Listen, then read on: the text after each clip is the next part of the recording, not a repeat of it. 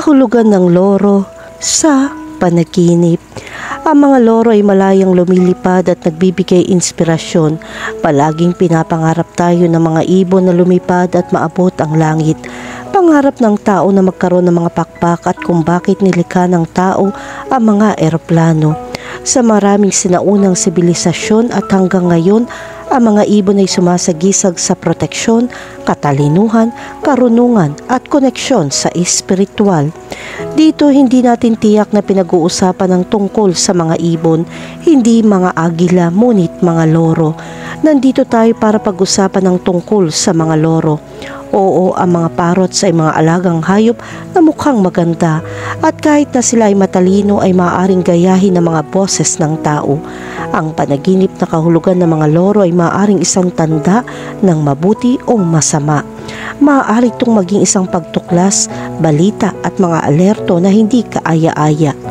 Ano ang kahulugan ng mga panaginip tungkol sa mga loro? Ito ang itinanong mo noong nagpasya kang hanapin ang sagot dito at ito ang tutulong sa iyo na mahanap ang sagot ngayon. Ang kahulugan ng panaginip na ito ay higit na nakasalalay sa kung ano ang nararamdaman mo sa iyong karanasan sa pagtulog. Maaaring kailanganin ang mabuting balita na gusto mong marinig. Ngunit ang panaginip na ito ay maaari din mga hulugan na may isang kakilakilabot na maaaring dumating sa iyo sa lohika ng parehong duality na ito, anuman ang mangyari. Kahulugan ng panaginip tungkol sa isang loro na lumilipad. May mga intrinsic na target sa bawat buhay natin.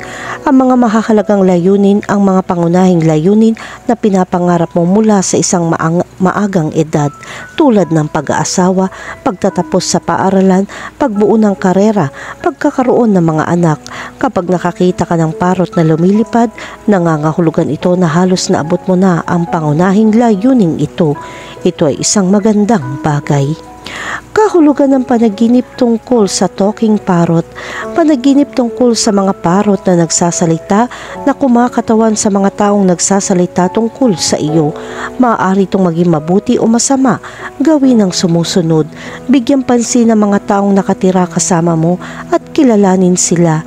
Ang mga taong nagsasalita ng masama tungkol sa iyo sa ibang tao, lumayo sa mga taong may ganitong uri. Kahulugan ng panaginip tungkol sa makulay na loro. Ang panaginip ng mga makukulay na loro, kung mayroon kang negosyo, ito ay kumakatawan sa katigasan ng ulo at kahirapan.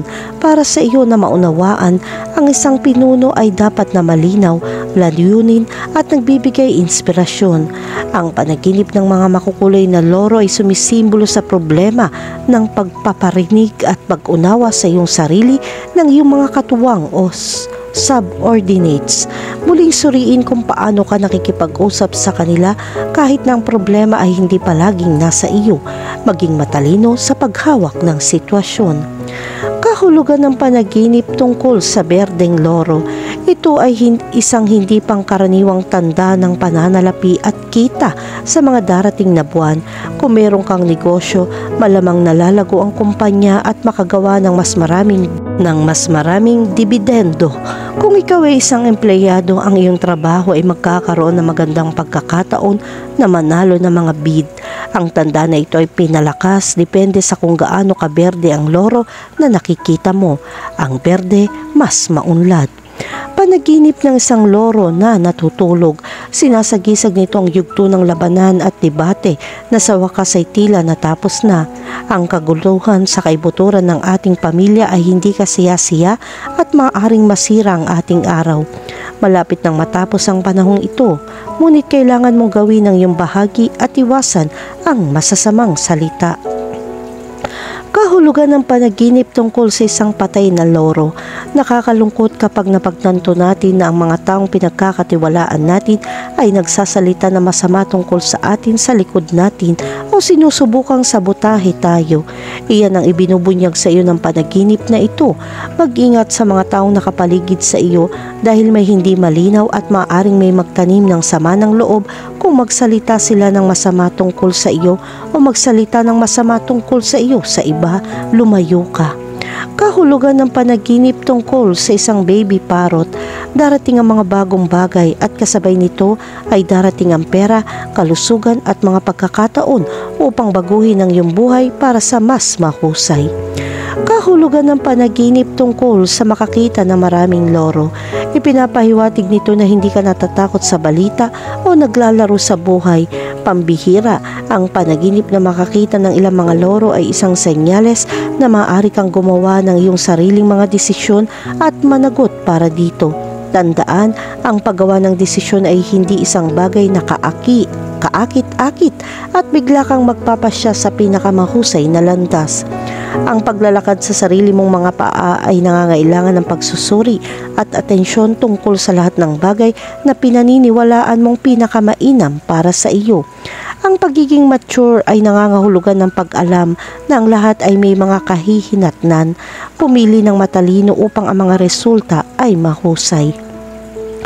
Kahulugan ng panaginip tungkol sa isang loro na nakapatong sa balikat. Ang iyong subconscious mind ay nagbababala sa iyo na dapat mong gawin itong mas malaya at lumakad na mag-isa sa landas ng buhay. Ito ay hindi isang senyales na dapat kang lumayo sa mga tao, ngunit isang senyales na kailangan mong humiwalay sa kanilang pag-asa. Panahon na para lumaki at lumakad sa sarili mong mga paa. Kahulugan ng panaginip tungkol sa kulungan ng loro. May isang sikretong malayo sa iyo, ngunit mahahanap mo ito at madidismaya sa isang tao. Huwag biguin ang iyong sarili at ang pagtuklas na ito ay magiging parang bukas na pinto ng hawla. Mas mabuting hanapin ang katotohanan at mapagpasyahan ito kaysa mamuhay sa kamangmangan kung saan ang isang kasinungalingan ay nagiging iyong bilangguan. Kahulugan ng panaginip tungkol sa isang may sakit na loro. Ang isang taong kakakilala mo pa lang ay hindi sapat na nagpakita ng kanyang sarili sa iyo at maaari itong maging sanhi ng pagkawala mo sa hinaharap. Huwag sumuko at buksan kaagad gaya ng dati, dahan-dahan lang this time.